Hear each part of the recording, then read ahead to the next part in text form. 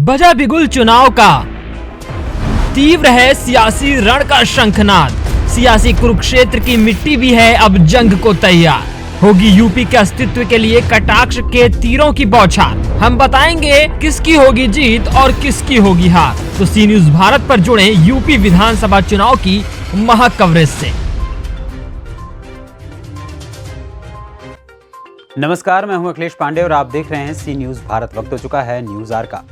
भाजपा के राष्ट्रीय अध्यक्ष जेपी नड्डा ने भारतीय जनता पार्टी के कसता विधानसभा प्रत्याशी सौरभ सिंह सोनू के पक्ष में एक जनसभा आयोजित की। जनसभा को संबोधित करते हुए उन्होंने विपक्षियों पर जमकर निशाना साधा और सौरभ सिंह सोनू के पक्ष में जनता से वोट डालने की अपील की। इसके साथ ही साथ उन्होंने कहा कि अगर भाजपा सरकार आती है तो विकास यूं ही जारी रहेगा। बहन रेखा अरुण वर्मा जी, हमारे बहुत ही प्रिय मित्र, पूर्व में राज्यसभा के सांसद रहे श्री जुगल किशोर जी, हमारे उत्तर प्रदेश सरकार में कैबिनेट मंत्री और हमारे वरिष्ठ साथी श्री जितिन प्रसाद जी, हमारे प्रदेश मंत्री श्री शंकर लाल जी, जिला के अध्यक्ष श्री सुनील सिंह जी, हमारे पूर्व सांसद अभिषेक सिंह जी, हमारे बहुत ही प्रिय प्रत्याशी श्री सौरभ सिंह सोनू जी,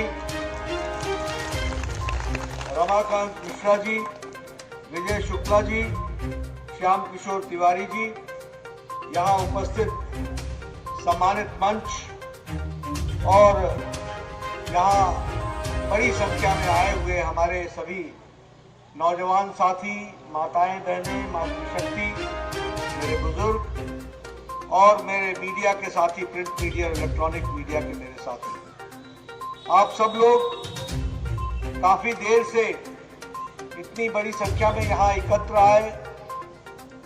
आप सब लोगों ने जिस गर्मजोशी के साथ मेरा अभिनंदन किया और जिस तल्लीनता के साथ आपने सौरभ जी को, सोनू जी को सुना, वह मुझे विश्वास दिलाता है।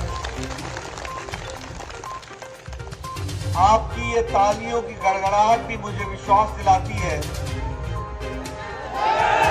कि आपने सौरभ जी को अपना आशीर्वाद देने का मन पूरा बना लिया है। इसके लिए आपका हार्दिक धन्यवाद। मित्रों,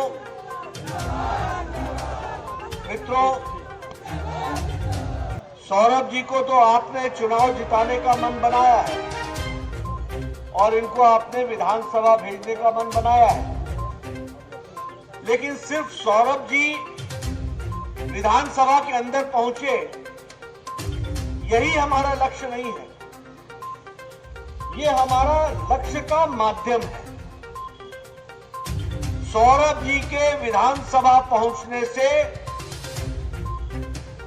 कुल मिलाकर के उत्तर प्रदेश में आने वाले समय में राष्ट्रीयता से ओत-प्रोत विकास की एक नई बहार और मजबूत उत्तर प्रदेश के सपने को पूरा करने का यह हमारा संकल्प है। इसको भी हमको याद रखना है। मैं कई बार चुनाव में कहता हूं, जब वोट मांगने के लिए राजनीतिक दल आते हैं तो अपने अपने तरीके से लोगों को अपने तरफ आकर्षित करने का प्रयास करते हैं, मतदाताओं के मन को अपने तरफ खींचने का प्रयास करते हैं। मतदाताओं के लिए थोड़ी दिक्कत ये होती है कि किसकी बात पर विश्वास करें और किसकी बात पर विश्वास न करें, किसे अपनी हामी भरे और किसको हम ना कहें। मैं हमेशा सब लोगों को कहता हूं कि देखो, चुनाव में कौन क्या करेगा इस पर मत तय करो, कौन पार्टी क्या करेगी इस पर मत तय करो, किसने क्या पीछे किया है उसी को आधार बनाओ और उस पर तय करो कि आगे किसको वोट देना है। और जब आप जिस नजर से अपनी निगाहें दौड़ाएंगे तो आपको विश्वास होगा कि चाहे सोनू जी हो, चाहे भारतीय जनता पार्टी हो, राष्ट्रभक्ति से ओत-प्रोत विकास के लिए संकल्पित प्रजातांत्रिक तरीके से बढ़ने वाली पार्टी है तो वो भारतीय जनता पार्टी है। इसको भी हमको याद रखना। बाकी जितनी पार्टियां हैं वो सारी पार्टियां या तो परिवार में सीमित हो गई है या विचार में सीमित हो गई है और वहां नए लोगों को आगे बढ़ने का कोई स्कोप नहीं है। आप देखिए, कोई भी देश के नक्शे को उठा के देखेंगे आप तो सारी पार्टियां सिकुड़ती जा रही हैं, कमजोर होती जा रही हैं। उसका उद्देश्य है कि वह या तो किसी जाति के नाम पर पार्टी है या किसी धर्म के नाम पर पार्टी है या किसी समाज के विशेष वर्ग को प्रोत्साहन देने वाली पार्टी है। ये अकेली भारतीय जनता पार्टी है जिसका मूल मंत्र है सबका साथ, सबका विकास, सबका प्रयास, सबका विश्वास। इसलिए सबको साथ लेकर के चलने की ताकत ये किसी में है तो भारतीय जनता पार्टी में है। इसको भी हमको याद रखना चाहिए। दूसरी बात, अगर मैं उत्तर प्रदेश की बात करूं तो एक तरफ वो पार्टी है जिसके आने से गुंडा राज, माफिया राज, हर तरीके का भय, आतंक, सत्ता का उपयोग किसी खास जाति और समाज के वर्ग के लिए, सत्ता का उपयोग किसी धर्म के विशेष धर्म के लिए, तुष्टीकरण का जहर घोलने वाली एक वो पार्टी है और एक पार्टी भारतीय जनता पार्टी है जो कानून व्यवस्था बनाए रखने की बात कहती है और माफिया राज को जड़ मूल से समाप्त करने की बात करती है, वो भारतीय जनता पार्टी। और फिर मैं कहने के लिए नहीं कह रहा हूं, बोलो ये मुख्तार अंसारी जेल के बाहर था कि नहीं था जब सपा की सरकार थी? था कि नहीं था? आज ये जेल के अंदर कैसे है और अब क्यों नहीं निकल पा रहा है? चुनाव भी जेल से लड़ना पड़ रहा है और लड़ाने वाले भी इतने बड़े दोस्त हैं कि जेल के अंदर रहने वाले को भी टिकट देने में कोई गुरेज नहीं करते। बताइए, ये अतीक अंसारी ये जेल के बाहर था कि नहीं था जब सपा की सरकार थी? आतंक था कि नहीं था? भय था कि नहीं था? और उसी तरीके से हमारे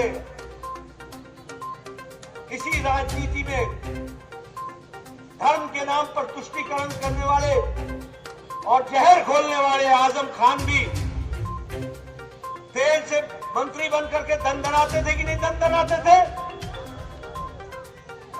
दंदनाते थे कि नहीं दंदनाते थे? आज जेल के अंदर है।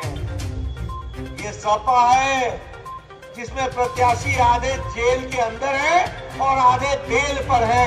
ये है इनका रिकॉर्ड। इसको हमको याद है। माफिया राज, माफिया राज।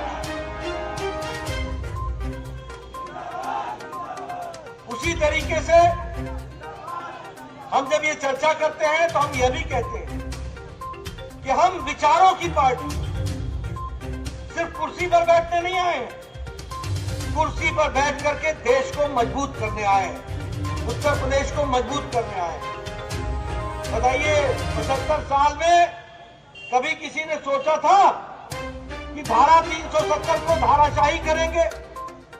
कभी सोचा था कि जम्मू कश्मीर को अभिन्न अंग बनाएंगे? कभी किसी ने सोचा था कि 156 से ज्यादा भारत के कानून जम्मू कश्मीर में लागू नहीं होते थे?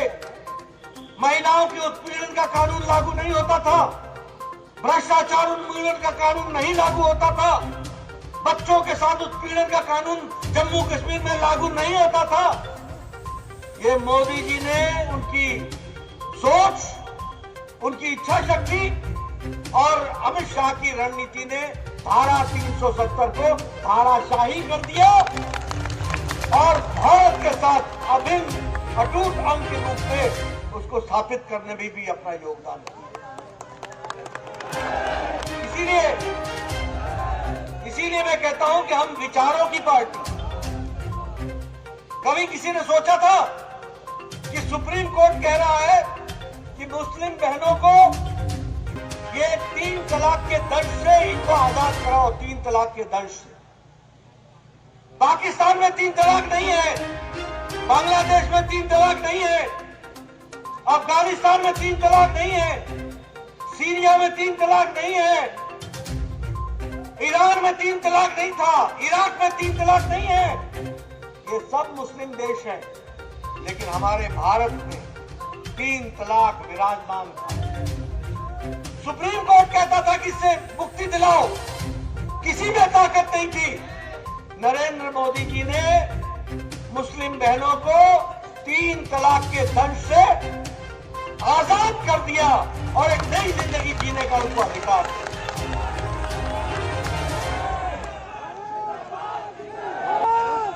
आप